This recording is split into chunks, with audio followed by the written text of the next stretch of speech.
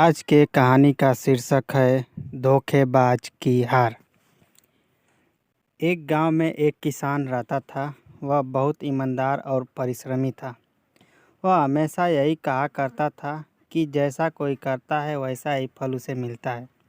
सारे गांव में यह मशहूर था कि किसान को कितना भी प्रलोभन क्यों न दिया जाए, वह कभी किसी से बेईमानी या धोखा नहीं कर सकता। किसान सवेरे उठकर अपने खेतों पर चला जाता था और दिन भर मेहनत करके घर लौटता था। फसल काटकर जब शहर में बेचने जाया करता तो वहाँ के साहूकार लोग उसकी फसल का सामान सबसे पहले खरीद लिया करते थे। किसान के पड़ोस में एक निकम्मा आदमी रहता था। वह दिन भर अपने घर में लेटा रहता था, कभी खेत में जाकर मेहनत नहीं करता था। उसके पुरखे जो रुपया पैसा छोड़ गए थे वह भी धीरे धीरे खत्म हो गया, तो वह आलसी उधार ले लेकर अपने शौक़ पूरे करने लगा। गांव के सभी लोग उस निकम्मे आदमी से नफरत करते थे। वह हमेशा इसी चक्कर में रहता था कि किसी भोले आदमी को जाल में फंसा कर ठग लिया जाए। उसका काम इसी प्रकार चलता था। सभी जानते थे कि वह एक नंबर का धोखेबाज और धूर्त है। एक बार की बात है कि किसान ने अपने खेत में ककड़ियाँ बोई। मेहनत तो वह करता ही था, इसलिए खेत में ककड़ियों की भरपूर फसल हुई। धूर्त पड़ोसी ने जब देखा कि किसान के खेत में ककड़ियों की बहुत बढ़िया फसल हुई है तो उसका मन जल उठा। ईर्ष्या की आग में जलते हुए धूर्त पड़ोसी ने सोचा, क्या किया जाए जिससे इस किसान की कमाई हड़पी जा सके। यह तो भोला है ही, क्यों न मैं इसे किसी चक्कर में फंसाकर धन ऐंठ लूँ। धूर्त ने मन ही मन एक चाल सोच ली। अगले दिन उसने देखा कि किसान अपने खेत से ककड़ियाँ तोड़कर एक गाड़ी में भर रहा है। जब किसान सारी ककड़ियाँ गाड़ी में भर चुका तो धूर्त पड़ोसी उसके पास आकर बड़े प्यार से बोला, प्यारे भाई, लगता है ककड़ियाँ बेचने शहर ले जा रहे हो। सचमुच तुम्हारी मेहनत सफल हुई। ये ककड़ियाँ तो बहुत ही सुंदर हैं। धूर्त पड़ोसी की बात सुनकर किसान खुशी खुशी बोला, हाँ भाई, ककड़ियों की फसल बहुत अच्छी हुई है, शहर में बेचने जा रहा हूँ। किसान की बात सुनकर धूर्त ने कुछ देर सोचा, फिर जोरों से हंस पड़ा। किसान ने जब धूर्त पड़ोसी को हंसते हुए देखा तो आश्चर्य में पड़ गया। उसने पूछ ही लिया, क्या बात है भाई, तुम इतनी ज़ोर से क्यों हंस रहे हो? क्या मैंने कोई गलत बात कह दी है? किसान की भोली बात सुनकर धूर्त पड़ोसी समझ गया कि किसान को बड़ी आसानी से फंसाया जा सकता है। वह किसान से बोला, प्यारे भाई, एक बात बताओ, अगर मैं तुम्हारी ये गाड़ी भर ककड़ियाँ खा जाऊँ तो तुम मुझे क्या इनाम दोगे? किसान उसकी बात सुनकर ठहाका मारकर हंसा। वह सोचने लगा, यह मेरा पड़ोसी पागल हो गया है। कह रहा है कि गाड़ी भर ककड़ियाँ खा जाएगा। भला कहीं एक आदमी गाड़ी भर ककड़ियाँ खा सकता है? हंसते हुए किसान ने धूर्त पड़ोसी से कहा, छोड़ो भाई, क्यों मजाक करते हो? मैं जल्दी शहर जाना चाहता हूँ। भला कहीं एक आदमी इतनी ककड़ियाँ खा सकता है? क्या तुम मुझे इतना मूर्ख समझते हो कि मैं तुम्हारी बातों में आ जाऊँगा? अरे नहीं भाई, मजाक नहीं कर रहा हूँ। मैं सचमुच ये गाड़ी भर ककड़ियाँ खा सकता हूँ। तुम्हें यकीन नहीं है तो शर्त क्यों नहीं लगा लेते? चुनौती देते हुए उस धूर्त पड़ोसी ने किसान को उकसाया। आखिर किसान उसके जाल में फंस ही गया। उसने भी मजाक के स्वर में कह दिया, ठीक है, तुम भी क्या याद करोगे? शर्त लगाता हूँ, अगर तुम ये गाड़ी भर ककड़ियाँ खा लोगे तो मैं तुम्हें एक ऐसा लड्डू दूंगा जो इस नगर के द्वार से न निकल सके। धूर्त पड़ोसी खुश हो गया। उसने गवाह बुलाकर सबके सामने शर्त रख दी। किसान से उसने कहा, देखो प्यारे भाई, अगर तुम लड्डू न दे सके तो 100 सोने की मुद्राएं देनी पड़ेगी। किसान जानता था कि कोई आदमी गाड़ी भर ककड़ियाँ खा ही नहीं सकता। उसने हाँ कह दी। धूर्त ने गवाहों के सामने कहा, ठीक है, आप सब लोग गवाह हैं। मैं अब इन सब ककड़ियों को आपके सामने ही खा लेता हूँ।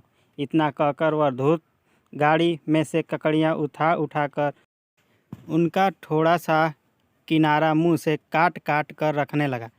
थोड़ी देर में ही उसने सारी ककड़ियों के किनारे मुंह से काट काट कर वहीं फेंक दिए। इस प्रकार एक भी ककड़ी उसके पेट में नहीं गई, लेकिन सारी की सारी ककड़ियों पर दांतों के निशान हो गए। किसान और सारे गवाह धूर्त की इस हरकत को देख रहे थे, लेकिन कोई कुछ नहीं बोला। धूर्त ने किसान से कहा, लो प्यारे भाई, मैं एक गाड़ी भर ककड़ियाँ खा ली है। लाओ शर्त के अनुसार मेरा लड्डू दो या फिर 100 स्वर्ण मुद्राएं मुझे दो। किसान अपनी सारी ककड़ियों को नष्ट होते हुए देख चुका था। वह धमकाते हुए बोला, तुमने तो एक भी ककड़ी नहीं खाई है, फिर लड्डू तुम्हें कैसे दिया जाए? तुम तो शर्त हार गए हो। मेरी सारी ककड़ियाँ का मूल्य मुझे दो। धूर्त पड़ोसी तो चालाक था ही, गवाहों को बुलाकर कहने लगा, अरे वाह प्यारे भाई, कमाल करते हो तुम। अगर मैं ककड़ियाँ नहीं खाई है तो चलो तुम इन्हें बेच कर दिखाओ, अभी सारी बात का पता चल जाएगा। किसान ने आवाज़ लगाकर ककड़ियाँ खरीदने वालों को बुलाया। जो भी आता वह यही कहता, ये तो खाई हुई ककड़ियाँ हैं, इन्हें बाज़ार में क्यों बेच रहे हो? और फिर एक एक करके सभी खरीदार यही कहकर लौट गए कि ये तो खाई हुई ककड़ियाँ हैं। अब तो धूर्त पड़ोसी किसान के ऊपर गुस्सा करते हुए चीखने लगा, पहले तो शर्त लगाई और अब हार गए हो तो बेईमानी करते हो, या तो मुझे एक बड़ा लड्डू दो जो नगर द्वार से न निकल सके, या 100 स्वर्ण मुद्राएं मुझे दो। मैं शर्त जीत गया हूँ। गवाहों ने भी धूर्त की बात का समर्थन किया, क्योंकि हर खरीदार ने यही कहा था कि ये ककड़ियाँ तो खाई हुई है। झगड़ा बढ़ गया। किसान बड़े चक्कर में पड़ गया। धूर्त उससे लड्डू मांग रहा था। आखिर जब मामला नहीं सुलझा तो धूर्त अपना मामला नगर के न्यायालय में ले गया। सारे गवाहों ने एक स्वर से कहा कि सभी खरीदारों ने कहा है कि ये ककड़ियाँ तो खाई हुई हैं। नगर के न्यायाधीश क्या करते? गवाहों के बयानों से यह सिद्ध हो गया था कि धूर्त पड़ोसी ने गाड़ी भर ककड़ियाँ खा जाने की शर्त लगाई थी। बाजार के सभी खरीदारों ने यही कहा कि ये ककड़ियाँ तो खाई हुई है, इसलिए धूर्त अपनी शर्त जीत गया। बेचारा किसान चक्कर में पड़ गया। उसका वह धूर्त पड़ोसी एक ही रट लगाए हुआ था कि मुझे एक बड़ा लड्डू दो जो नगर द्वार से न निकल सके, अगर नहीं दे सकते तो फिर 100 स्वर्ण मुद्राएं तुरंत दो। किसान ने बहुत बार समझाया, लेकिन धूर्त अपनी जिद पर अड़ा ही रहा। किसान उसके जाल में फंस चुका था। उसे समझ नहीं आ रहा था कि वह क्या करे। उसने धूर्त पड़ोसी से कहा, ठीक है भाई, तुम शर्त जीत गए हो, यह मैं मान लेता हूँ। अब मुझे एक दिन का समय तो दो, मैं कल तुम्हें लड्डू बनवा कर दे दूंगा। किसान की बात सुनकर धूर्त पड़ोसी ने मन ही मन सोचा, यह भोला किसान भला एक दिन में ऐसा लड्डू कहाँ से बनवा कर लाएगा जो नगर द्वार से न निकल सके। उसने खुशी खुशी एक दिन का समय किसान को दे दिया। किसान बेचारा कुछ जानकार लोगों के पास गया। उसने धूर्त पड़ोसी की धोखेबाजी की सारी कहानी सुना कर उनसे मदद मांगी। सभी जानते थे कि धूर्त ने बेचारे भोले भाले किसान को धोखा देकर ठग लिया है, लेकिन उससे बचने का उपाय किसी को नहीं सूझ रहा था। तभी उनकी निगाह पास से जाते हुए एक जैन साधु पर पड़ी। उन्होंने साधु जी को बुलाकर सारी बात बताई और किसान की मदद करने को कहा। साधु ने कुछ देर सोचा, फिर किसान से कहा, तुम सचमुच ईमानदार और भोले हो। मैं तुम्हें एक रास्ता बताता हूँ, वैसा ही करोगे तो तुम्हारी जीत हो जाएगी। किसान खुश हो गया। साधु ने उसे एक उपाय बता दिया। किसान घर गया और निश्चित होकर सो गया। अगले दिन धूर्त पड़ोसी आ गया। किसान ने कहा, भाई अपने सब गवाहों को बुला लो, मैं लड्डू बनवा लाया हूँ। मेरी ओर से ये साधु महाराज गवाह हैं। धूर्त तो अभिमान में अकड़ा हुआ था ही। उसने गवाह बुला लिए। सबके सामने किसान ने कहा, आप सब गवाह हैं। मैंने कहा था कि मैं इन्हें ऐसा लड्डू दूंगा जो नगर द्वार से न निकल सके। आप सब नगर द्वार पर चलिए, मैं शर्त के अनुसार इन्हें आप सबके सामने वह लड्डू दूंगा।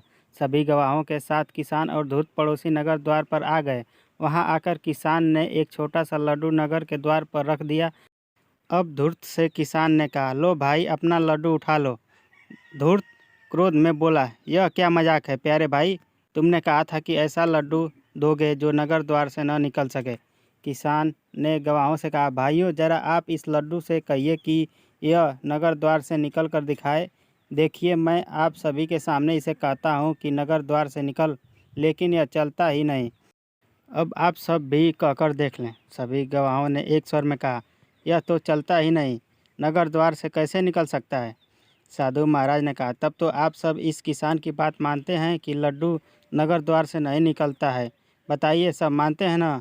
सभी ने हाँ कह दी। साधु ने कहा, अपना लड्डू उठा लो और यहाँ से भाग जाओ। धूर्त समझ गया कि अब उसकी चालबाजी नहीं चल सकती। वह लज्जित होकर चला गया। किसान साधु महाराज के चरण छूकर बोला, महाराज, आपकी कृपा से मेरा धन आज लूटने से बचा है। मैं आपका आभारी हूँ। साधु ने शांत भाव से कहा, तुम भोले हो, यह तो ठीक है, लेकिन धूर्त की बातों में आकर अपने असली काम को भूल गए थे, इसलिए तुम ठगे गए हो। याद रखो, जो अपने काम से काम रखता है उसे कोई नहीं ठग सकता। किसान ने साधु महाराज को विश्वास दिलाया कि अब वह कभी लालच में नहीं पड़ेगा। सदा अपने काम से काम रखने का प्रण भी किसान ने किया। साधु अपनी राह चल गए और किसान धूर्त के चंगुल से निकल गया। तो दोस्तों, आज की कहानी यही थी। Thanks for watching this video.